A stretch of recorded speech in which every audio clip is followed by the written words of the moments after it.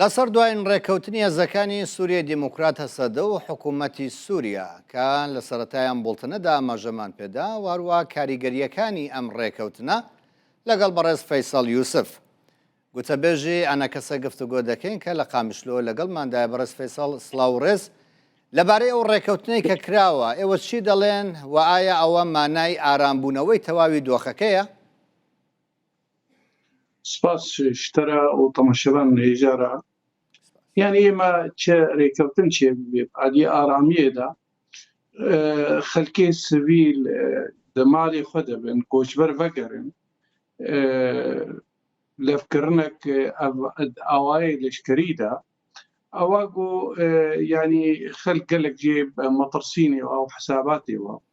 وەک ئەو ڕێکەوتنا بۆ هێ نو ینی بەلات بێ حتانها ناڤەرۆکاوێ تەواایی ئەم سەر نەسەکنینەوە ئەنجومەنانی نیشتیمانی کوردی ئەم سەر بسەکنێن کە تشتێوێ لێ خوێندنا یانیا دەستپێکی ئەسپازم بێژم بێتتر مەسەلا شەرسەکناندنەیە چاوە هەنێک مەسەلەی لەشکری و مەسەلەی ئاسایشتی چارەسەرکردن یا بنسبت ما مثلا ملتي كرد لهندروي سوريا وما في ملتي كرد لهندروي سوريا ده هر وقت ما قلت يا او قريدا يهيب عمري دولتها سوريا وحتى انها ام خدينا داخوازي ملتي كرد لهندروي سوريا بيشروج ده قلت دستور ده جيب بي امولد بينند اوايكي سياسي قلت بيج وديالوج بيجو ما في ملتي كرد جيب بن لدفيقونا غيدجي شرسكناندن وارامي و بە دیالۆکی پرسگرێکی هەیە چارەسەر ببن ئەم بینە تشتێکی باشە لەبارەی نێوەڕۆکی ئەو ڕێکەوتنە بەڕێز فەیسەڵ چی دیکەتان زانی و ئاگادار کراونەتەوە؟ یعنی ئێمەش عالیە فەرمیدە ینی وەک هێزن سووریا دیموکرات هەتان هەب ئەوایەک فەرمید ینی تەنێ مادە ڕاگەاندنێ دەدیتە هەتان هاوەکی دیترێ ئەم نزانن لێ خوێندنا ئەمەژێرە يعني وەک بەرین هەم گۆش بۆ ئەس دووبارە نەکەم شەرسەکناندن و چاوە ئەوایەک لەشکری لەف بکەن و ئەوایەک ئەسایشتی و ئەوایەک گۆچاوە کاربن مەسەلەی ڕێڤەبری و خزمەتگوزاری ئەم لە ئەم دەبینێت تشتێکی باشە لێژێوێ دەتر تێ مافێم لە تێ کوردیا گۆ ئەم بدەهێ ساڵاژێ خەبتن ئەم بێنن دوێ ئەوژی ئەوایەک دیالۆکی چارەسەر بێ بە ڕێڤەبریان لە شامێر بۆ وردەکاری دیکە ئایا بەنیازن بە شاندی هاوبەش بچنە دمشق؟ یعنی ئێمە خۆستنامە هێژ ساڵا چوی بەژ مانگی شەش بە ینی خۆستنامە هەیە گۆ ئەم پشتی وێ کۆنفرانسێ گۆ چاودێریا جەنابێ سەرۆک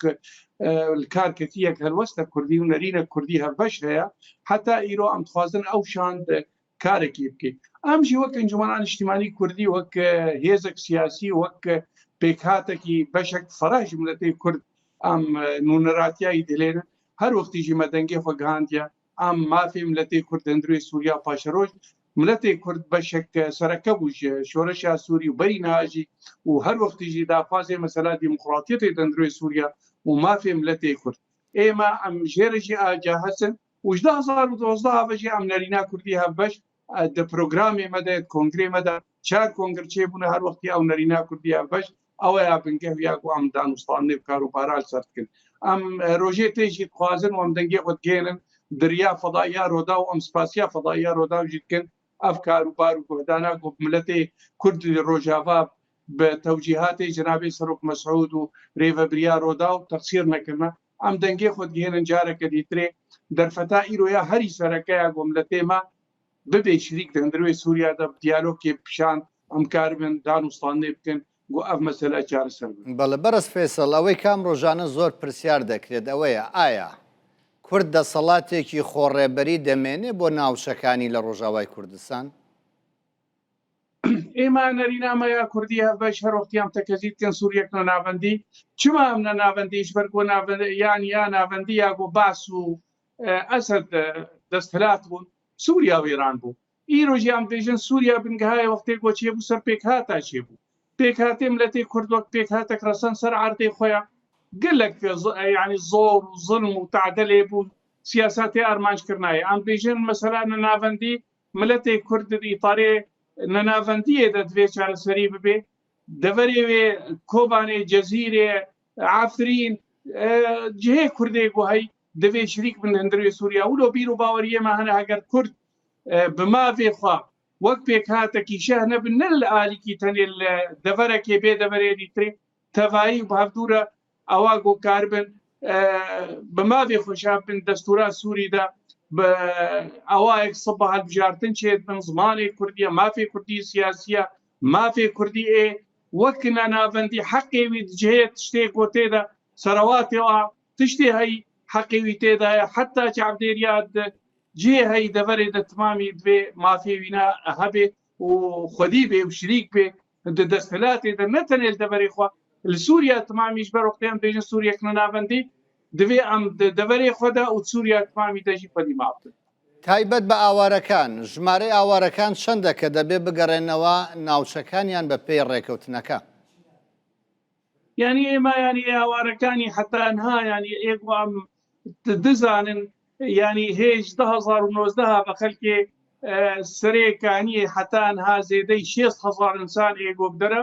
دەوێ قوناغا تالی دەژی گەها زێدەی 25,000 حتا 100,000 تر ژمارەی بداوی حتانها جەمەنینن ئێ کۆچبەر بوونەش حسچە هاتنە بە ئالیە سەرێکانیە هاتنە بە ئالیە عامودێ و دەربێسیە و قامشلۆدە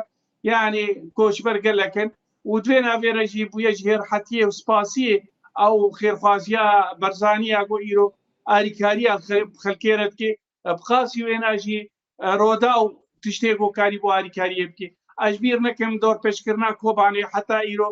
ڕێڤەکردنێک هەیە لێ ئەو ئاریکاری هەیە ژێرەگەلێک دوێ بۆ ئاریکاری بکەن کۆچبەرێوە ناژیت حدودێ ئێگۆل سریە ئێم4 جێگۆ بەری چەندڕۆکی شەر لێ چێبوو زێدەی 25,000 ئینسان وادراژی کۆچبەر بوونە چوونە گوندا چوونە باژارە ئاریکاری جوارە پێویستێ دۆخی ئەفرین و سەرەکانی لە ڕووی بەڕێوەبردنەوە چی بەسەردێ یعنی ئەفرینی حتانها کۆچبەرێوانە پشتی ڕەوخاننا ڕێژیما ئەسەد و ئەونا باش کۆچبەرێ بەگەرانە و خێرخوازیە بەرزانی و ئەفرێخستنەیە گواریکاریەتکن بەری وەضعک هەیە لێ هەیە حتانها ژێرە دوێ کۆچبەرێوانە حتا ئیرۆیە گوت بەگەرنجی گەلک جارە ئاستەنگایی پێشێوانە مەسەلێ ملکێەوە خانیەوە عردێەوە ئەم دەگێ خۆشارەکە دیێ ناوەرێت گەێنە حکوومەتە شامێ دوێ ڕێ بدن ینی خانیێمە ئێگۆ بدەهێ ساڵا ئەستێدە چێ نابێ جارەکە دیترێ ئەزوەرم ئەسەسبات بۆ ئەفخانی ئێمنە گەلک ئاستەنگایی هەنا ئەم هێویتکن ئەو ئاستەنگایی بێنە هەلانی خەک بە ئارامی بەگەڕێ و تاویجی ببن شتێک بۆ خسارێک بۆلوا بووە گەلەک سپاس بەڕێز فەیسەڵ یوسف گوتەبێژی ئەنەکەسا لە قامشلووەوە لەگەڵمانە